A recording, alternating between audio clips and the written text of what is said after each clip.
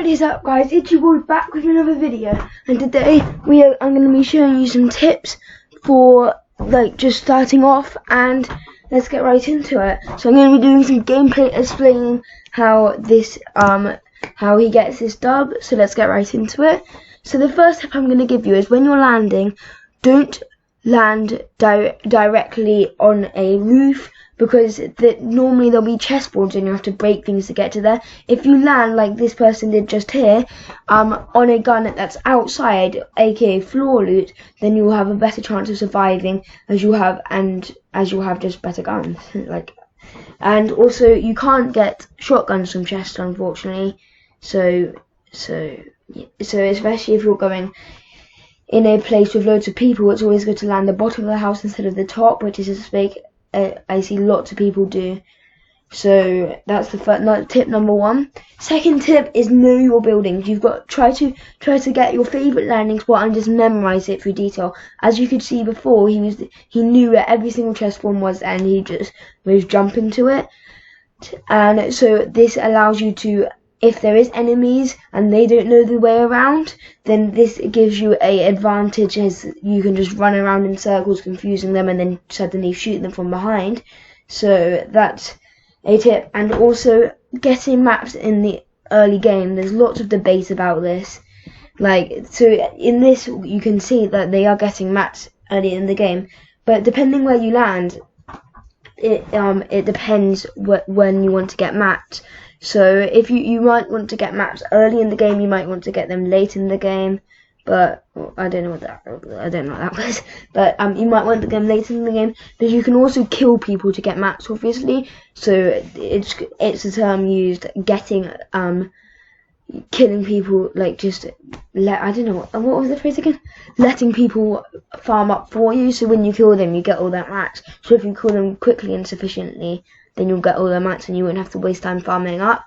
But in this video they are farming up, because you can see that they did quite a late drop and there weren't many people coming, so they can't really kill people. And normally in the late game there'll be more tryhards, so you guys want to, if you're going far away, farm up straight away.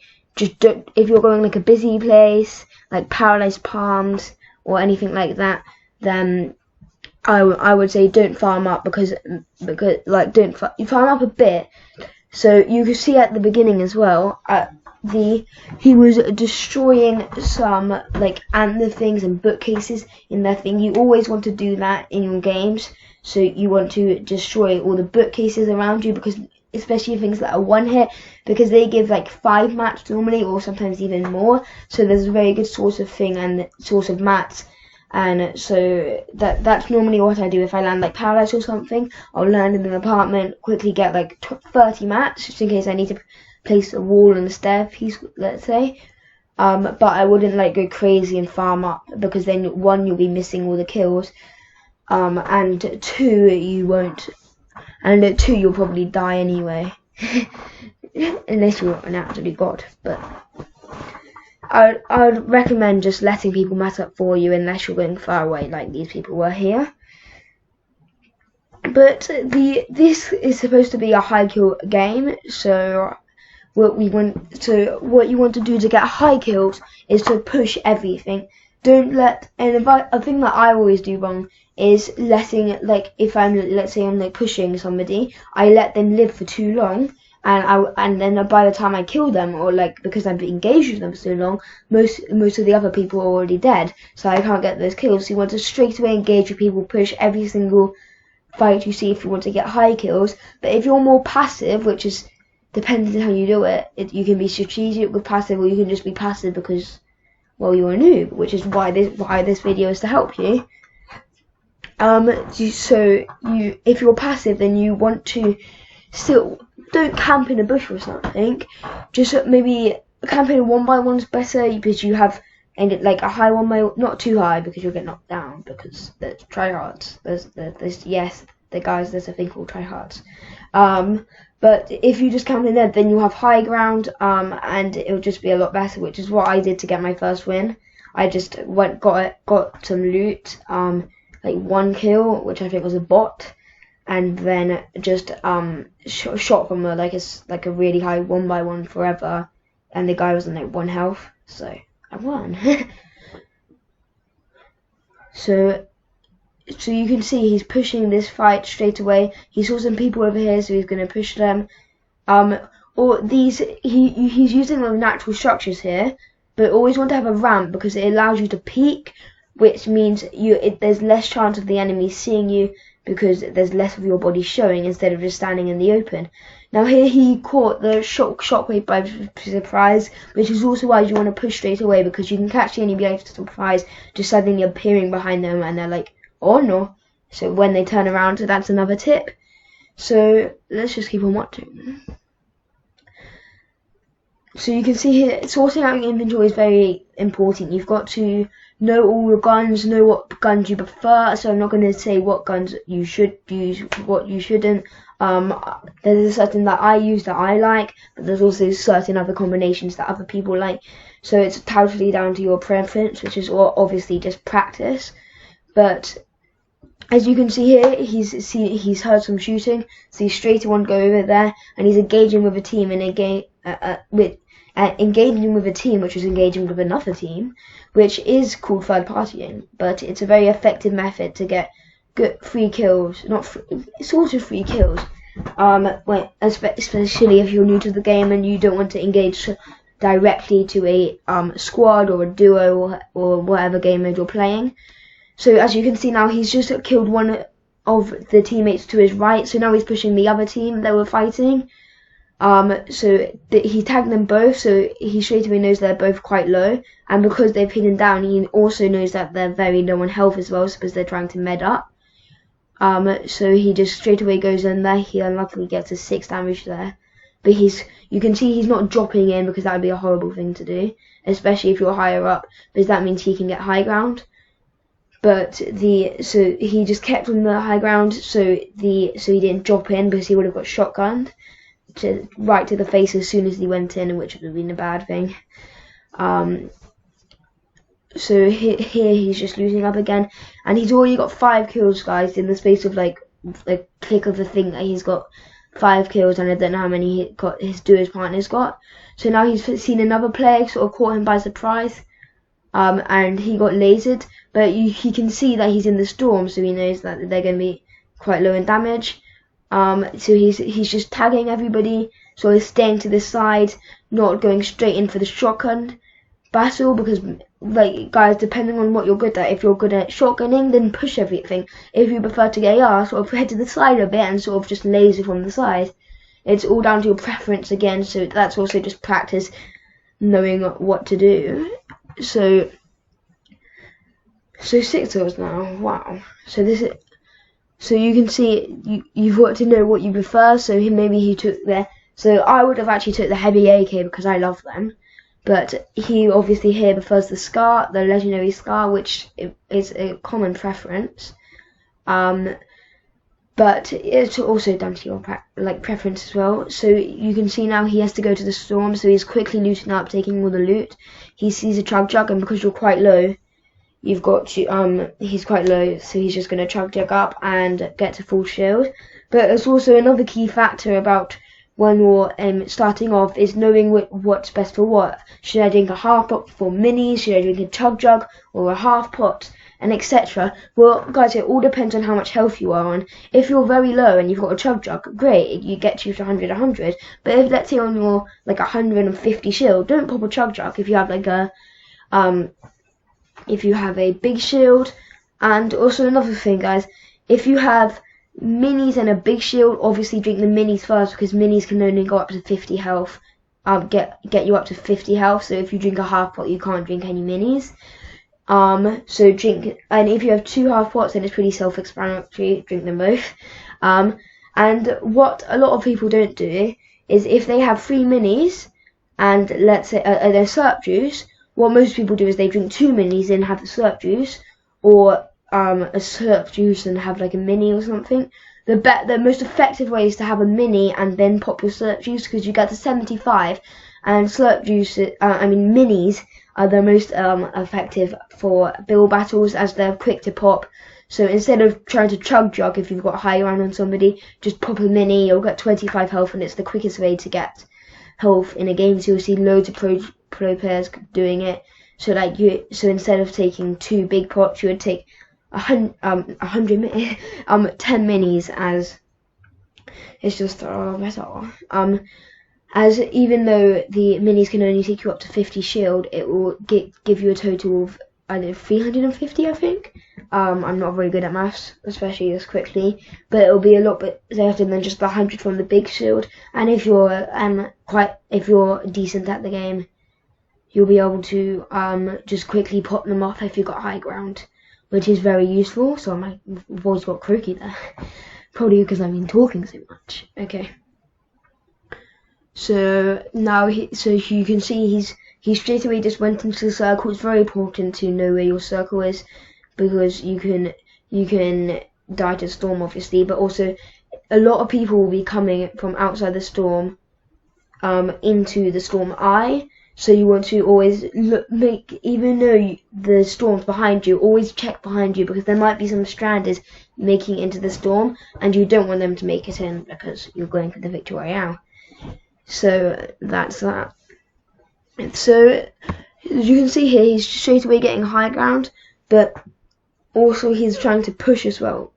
So what I was talking about earlier, trying to get high kills, he wants to push everything. He tagged them both a bit, so he wants to straight away push. A thing you'll see loads in all gameplay. And as you can see, he's still keeping to his AR. I think this guy prefers his AR, but you still want to be practicing, especially in Playground. Just practice with both of those things with your friends, or just do random Playground, whatever you guys prefer. So just to practice that aiming, because you can't really do anything without your aim. And also talking about Playground, building is an absolute crucial thing for Fortnite. You've got to be able to do it. So you can see he's checking the map, seeing how far the zone is away from him. So he's straight away just gonna push into the storm, trying to see if there's anyone. And you always want to listen out for gunshots, because if you can get a third party on 2 duos fighting each other, that might be 4 easy kills, or you'll get sandwiched by both of them. But don't think of it like that. Think positively, guys. So in the late game, there'll be a lot less kills, and there might be a few campers, but the key thing is to look at this middle of the circle, as these guys are doing here,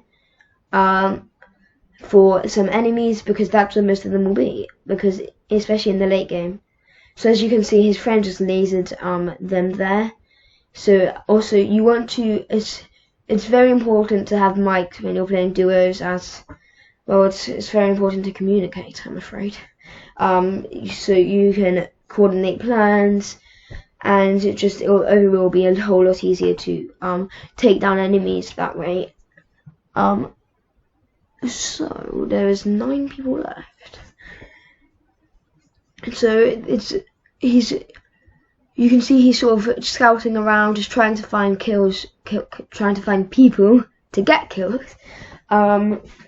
He's very high on mats, because you can see the last 2-3 duos he's killed had loads of mats, which is what I was talking about at the beginning of the video, killing people for their mats. So basically, oh yeah, that's it. How do I forget that phrase? Letting other players farm up for you. So he knows that there's some hills, and he knows there'll definitely be some 1x1s in the hill, and he was totally correct. You can see he's shooting at a 1x1 up that hill. So you always want to try to get some shots off before he starts. They know where you are, because then you sort of catch him besides, and if you miss all your shots, then they know where you are, which will be a bad thing. But as you can see, he's pushing again. If you saw in the chat feed, his friend just knocks a guy. So he's straight away pushing, because he knows that his friend's going to be rezzing, but unfortunately he did get the reds off, but he straight away knocks him down again. And he's trying to get high ground, as you can see here. And thinking the guy dipped, he went back down again. So now he's got the high ground, and it's very important to keep high ground, as it's just the easiest way to shoot people. He sees some rockets coming in from the side, so he straight away engages with them, as he doesn't know where the person below him is. So he's just going to loot up this guy he just killed, seeing what he has. So now there's 3 people left. The single person that disengaged from him a second ago, as well as the 2 teams, the 2 people just to his right he was shooting at. So straight away he's seen the circle, so he straight away finds the nearest hill or highest hill he can easily get to, and it was built a quick 1 by 1. These are very useful, especially at the end game, because they get you protection as well as high ground, and if you're on a hill then it's very useful. So as you can see, he's showing off his building still here, but messes up. But his friend just got knocked by a sniper, which is a very good shot. So he straight away goes for the res. And if this guy is like this guy, if the guy just sniped him was like this guy that was spectating right now, then he would push him straight away. But this is another mistake that people will make. He's staying in his 1 by 1 because he doesn't want to push, which is a big mistake. So now he's rezzed up, he can heal up, and there's some slurp juices for him. But he finally decided to push, and well, it was too late. And never drop into 1 by 1 like that. Well, he did actually escape there, but it's a very bad idea to do that, because as you can see right there, you're just going to get spammed by traps, which is what you saw at the beginning of the video, when instead of jumping into the 1 by 1, he sort of edited the floor piece above his enemy's head, and then just shot down from there on the edge, because that just eliminates the possibility of being trap killed, which is probably the worst death in the game. So you can see so his friend just got finished, so he knows he's somewhere still in the build battle, and he's located him. But you can see he's still keeping high ground. Never jump down in this situation. A lot of people would jump down onto that wall, which would be a totally bad idea. One, you could get trapped, as I was talking about before, but also you lose high ground, which is another very bad idea. You can see he's got triangled there, so you straight away want to go back or any loose gap and build straight away back up to get high ground again, because as you've brought in is probably the most important thing in the game. He's getting sniped from I don't know what that was, but something over there. So he takes a few shots, but straight away concentrates his back on the player right next to him. So it's important not to get caught up in another player if there's another player behind you, because you're just going to get lasered by that player. So you want to keep on the balance of things. So tag somebody like in front of you, then tag somebody behind you, and so forth. But then the other player that was fighting also dipped, so he straight away goes for some scar headshots, but misses them all. So he's pushing to a slightly closer place and also trying to push into the circle, and waiting for them to engage, because if they both very low, then it's easy to just pick them off easily. He sort of messes up his building there, but he also sees that the enemy's ramp has only got 1, so it's very important to build reinforced ramp rushes. And if you guys don't know how to build any of those ramp rushes, definitely take look at my building technique videos. They're very useful. So you can see he's lobbing some grenades in to destroy the enemy structures, and unfortunately there's Guider deploying, but normally they're probably taking that out. So normally this that would kill them, and it's also getting rid of the high ground from them, so he can straight away push and go up and basically kill them. So he's constantly lobbing grenades in, but now he's pushing again. The metal is a very good thing to use in the end game, as it's a lot more sturdy and it'll take a lot more to shut down. So he just got a kill by grenade launcher just there.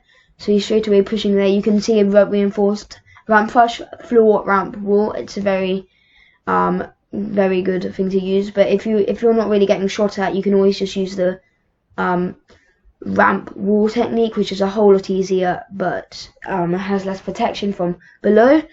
But any reinforced ramp rush can't withstand a rocket launcher. So if you just see a rocket